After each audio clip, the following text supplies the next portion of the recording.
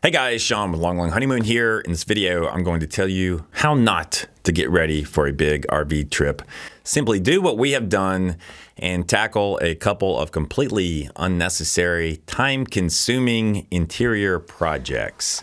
So to take our curtains down, we actually have to remove these balance pieces. Why are we changing our interior, you may ask? Well, you longtime viewers of Long Long Honeymoon will know that our original Airstream interior was sort of a collision between a 1980s funeral home and some sort of sick museum of modern art. For example, Exhibit A is the actual bathroom faucet that was in our original Airstream interior. Guys, how would you like to bend over and take a cool drink of water out of this faucet? So this is an example of what we were dealing with. Just showing you this faucet could get me banned in several Middle Eastern countries. So over the years, we have made modifications to our interior to try and move it from the 1980s into a more recent decade. We redid the flooring at Vinny's North Bay Airstream Repair. We have added paint. We have changed all of the grotesquely phallic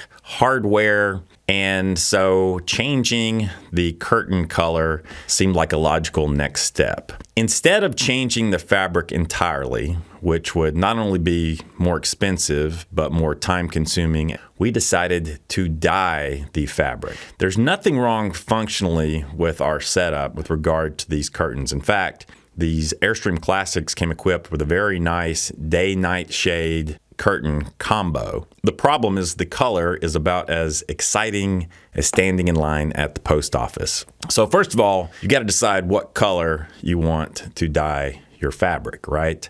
Christy wanted to dye this certain teal turquoise color that we've used in other places in the interior, and it's a color that we both like. Unfortunately, you have to create this custom color by mixing together 3 different colors of dye. So you've got to source your dye. Now the question is, are you dyeing organic fabric or are you dyeing synthetic fabric? We didn't know what kind of fabric we were dealing with. So starting out, we attempted dyeing a couple of curtains using an organic dye that would work great with something like a cotton or something that is, I believe, less than 35% synthetic. They're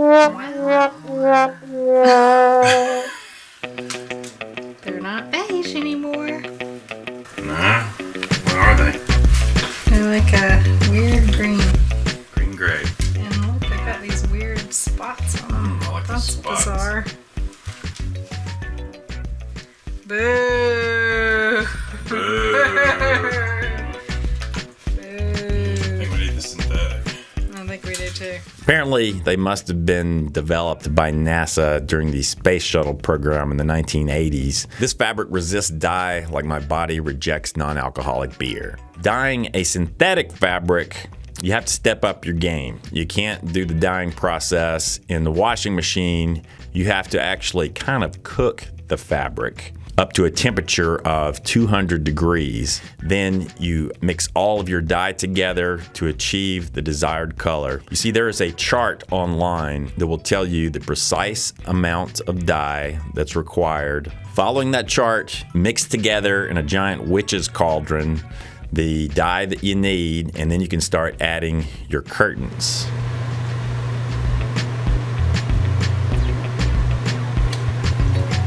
We have to mix in half a teaspoon of peacock green,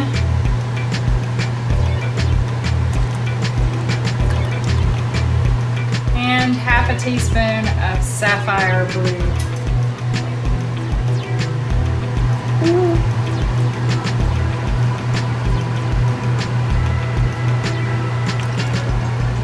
Now, let's briefly address the pot issue. No, I'm not talking about the backbone of the Oregon economy. I'm talking about a cooking pot. We ended up using a 38-quart stock pot Now, this is the kind of stock pot that you might cook lobster or crawfish in. So I guess if you really wanted to, you could toss a couple of lobsters in there with your curtains. But even with this large stock pot, we could only fit 1 or 2 curtains at a time. Because when you total together all of the curtains from the interior of your RV, you may be surprised at how much fabric you're dealing with. Now, this is a bit of a chemistry experiment, and there's also a bit of an art to getting these curtains all the same shade of color. It takes a while to dye each curtain. We're talking about at least half an hour or so cooking them at that 200-degree temperature in this pot. And you have to constantly turn the curtains with a pair of tongs. You have to make sure that all the curtains are getting an equal amount of dye. Otherwise, if you're not careful, you could end up with some curtains a darker shade than the other curtains, and your interior is not going to turn out the way you had hoped. Well, this is the current update. This is the first curtain I dyed, and it kind of turned the perfect color. I was very happy with it. So then I put the second curtain in. And does anybody see a problem here? Yep. It's not as dark. So this ended up being a very time-consuming process, requiring much more dye than we originally anticipated. In fact, we needed so much dye that after checking several local stores, we could not find enough dye to dye these curtains. And at this point, we'd already started the job, so we had to find more dye online, have that dye shipped to us, and the process continues. You know, when Christy came to me and said, hey, let's dye our curtains, I thought, great idea. How long could that possibly take? You're talking about a day or 2 at most. Oh no, my friends.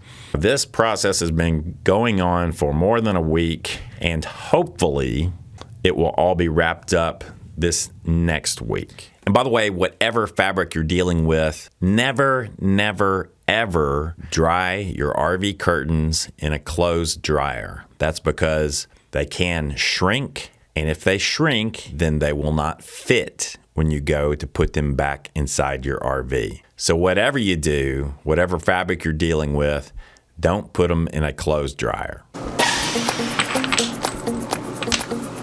Now, what about the floor of our bathroom, you may ask? Well, of course, the RV bathroom should be a pristine sanctuary, a place of quiet reflection. So there's nothing technically wrong with the floor of our Airstream originally. It's just that typical bland taupe linoleum tile that makes your heart weep with despair. Okay, maybe it's not that bad, but it's just utterly boring and uninspired. So this is travertine. And so we originally thought about tiling and grouting this area with actual tile and grout like you would do in a brick and mortar home. However, going that route would require some talent and skill. Also, I don't know how well tile and grout would travel. So there's another option, my friends, and it's one that really fits with my personal skill set, and that's called the sticker option. Christy found some basically stick-on tiles. These tiles look like stone. I have no idea if there's actually any stone in these stone tiles, so let's just call them rich Corinthian stone tiles. So the question is, do we go with a pattern like this? It's kind of that teal and white, so that would sort of pick up our teal accents in our camper. Or do we go with the sort of like faux stone tile look? Christy redid the floor of our bathroom in this rich Corinthian stone. And these are basically stickers that I think will actually travel very well in an RV. You know, I was a little concerned about how well tile and grout would hold up on some of these washboard roads in BLM land and national forests. So I think the stickers were a good choice. They'll probably be easier to clean than tile and grout too. Now these stickers are almost done. She's going to go back through and fill in the gaps with some colored caulk. So the sticker project ended up actually being a pretty speedy project. And I think if we had simply focused on the flooring, then we would currently be meandering around the country in our Airstream right now. The drapes project has been our own personal Vietnam, and it continues to drag on. Hopefully, we'll get that all wrapped up this next week. I hope this video has been helpful to some of you who might be considering doing some interior makeovers on your RV. If you guys have any kind of questions, comments, or want to share improvements you've made to your own RV interiors, chime in, post a comment beneath this video. We're always scanning your comments for ideas for future videos and projects. As always, thank you for tuning in. This has been yet another episode of Long Long Honeymoon, the longest running RV show on the interwebs, or so they tell me. So I want to wrap up with a couple of quick announcements. First of all, a brief appearance from the Brain Tumor channel. Yes, some of you have kindly inquired about my health. I am happy to report that I recently made a return visit to my doctor's office, as I do a couple of times a year. Gave some blood and had that blood checked. Everything is A-okay. So thanks to all of you who've inquired about my health. And I just put this here so that you guys will be sure and take care of your health as well. Secondly, a lot of people have been asking me about the ceramic nano shield coating that we have on our Airstream. I know that Vinny and Brian are still accepting bookings, not only for Airstreams, but now also for fiberglass trailers. And they tell me they may have some exciting announcements to make in the very near future. So I'm just planting that seed out there that you may hear some exciting news soon on the ceramic front. As always, thanks for tuning in. And if you're new to our channel, please subscribe. And in theory, if you click the little bell next to the subscription button, you'll get a notification every time we post a new video. Tune in next week for the next exciting chapter of Long Long Honeymoon, when hopefully we will be hitting the road. See ya.